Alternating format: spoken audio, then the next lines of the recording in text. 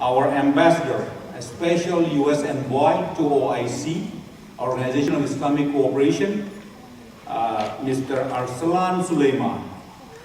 He is a U.S. envoy to OIC. OIC means what? Everybody knows, right? Organization of Islamic Cooperation. They're the same organization. This 57-member state organization, OIC, is the backbone of Rohingya cause, alhamdulillah. OIC is the one who formed Arkan Rohingya Union in the Jeddah, in their headquarters, Saudi Arabia, to bring all Rohingya community together and make a one single voice on the Rohingya issue. Arkan Rohingya Union. So we are very pleased to work with OIC, with the State Department together on this Rohingya cause. I want to give you a little bio sketch, background of Mr. Arsalan Sulaiman. He works to deepen and expand the partnership between United States government and the OIC member countries that President Obama himself has announced in Cairo, Egypt in June of 2009 for engagement with OIC member countries. That is, brother Mr. Arsalan Sulaiman is instrumental in that initiative that President Obama has taken.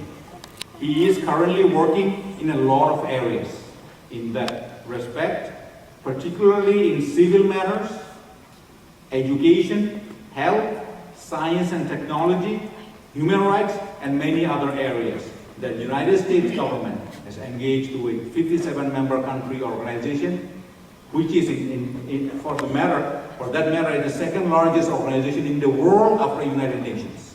And Brother Sulaiman will give you little his overview of what they have done on Rohingya issues from Washington, D.C., from the State Department.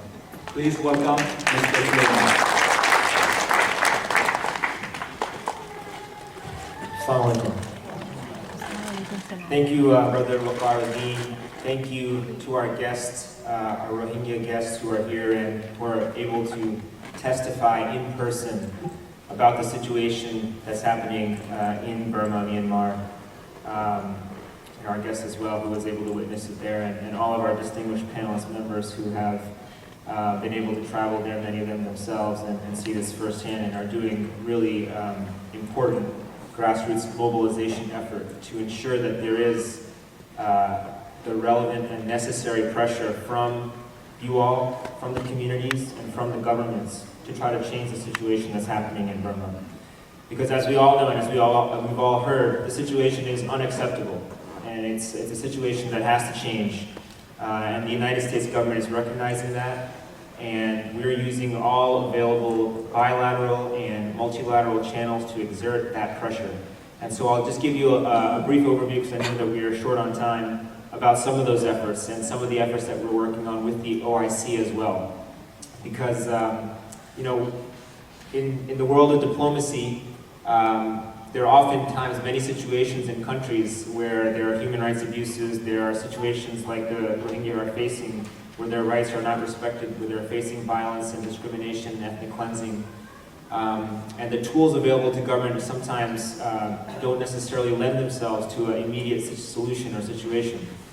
But our jobs are to continue that pressure, to continue to use all available tools, and to ensure that all of the voices are collectively heard to put that pressure on. And so that's what we've been trying to do from our office, the OIC Special Envoy's office. But bilaterally from the United States, as many of our previous speakers have mentioned, Burma is undergoing a transition.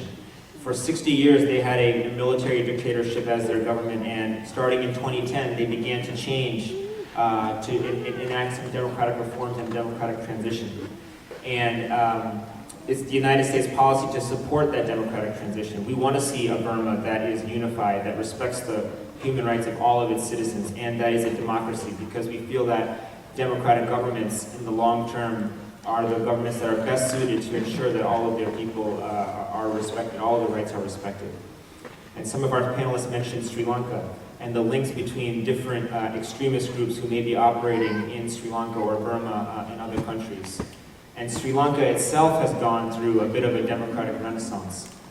where earlier this year in January they had a historic presidential election where the reigning president, who had turned his country, which was emerging from a civil war, a successful civil war against a terrorist group, the Liberation Tigers of Tamil Ilam.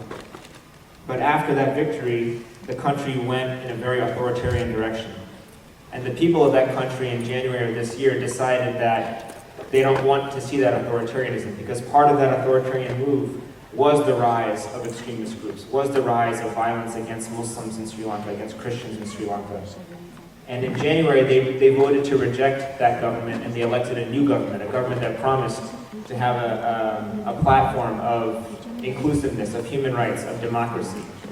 And they reaffirmed that commitment to it just last month when they elected a parliament in the parliamentary elections, when they endorsed the platform of that reformist government. And we want to see the same outcome in Burma.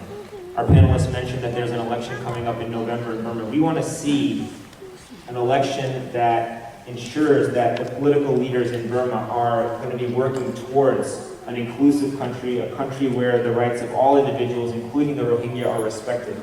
And because in the long term, that's the best way to ensure that.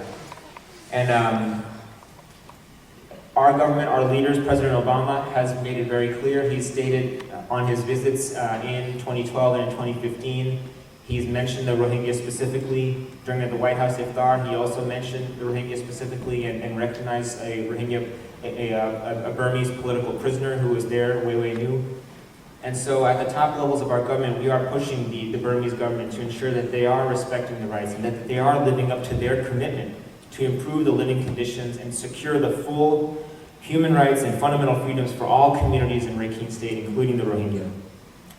And in our bilateral engagement with the Burmese government, we've made this clear and we've made it a priority, and also multilaterally. We've been working with countries in the region, with the ASEAN governments, and as Mr. Andrews noted, it's a very interesting diplomatic situation because ASEAN and many other countries, including many of the OIC countries, as a general matter, they try not to criticize each other's internal affairs because they don't want their own internal affairs criticized. And so it's a difficult diplomatic challenge to get countries like Indonesia, like Malaysia, like Bangladesh, like the OIC members, the Gulf countries, to actually raise with the government of Burma the situation of the Rohingya and to make that a point of priority. And we've been very pleased that the OIC has made this a priority. The OIC Secretary General has appointed a special envoy, a former foreign minister from Malaysia, Mr. Albar, to personally engage in diplomacy on this issue, and he's been very successful in ensuring that the Indonesian and Malaysian governments during the migrant crisis did end up taking a lot of the Rohingya refugees who were fleeing the country into their country, and a number of OIC member states also, at the behest of the organization, did end up giving assistance to Indonesia and Malaysia to defray some of the costs, and we out of the State Department were encouraging and supporting those efforts with the OIC. And we also co-sponsored the resolution that Dr. Bakar Ali mentioned in the Human Rights Council that focused specifically on the situation of the Rohingya and other minorities in Burma who are facing this situation. And so we continue that effort. Fiscal year 2014, we've given over $109 million of humanitarian assistance in order to ensure that the Rohingyas who are living in camps, who've been displaced internally and who've also been displaced and are in other countries, are receiving the aid that is necessary for them to survive. So thank you again for your interest. Thank you again for all of your efforts and your advocacy, and we look forward to that continuing and continuing to work with you all. And I would like to thank again Dr. Bakar Ali for all of his efforts and the efforts of all of our other panelists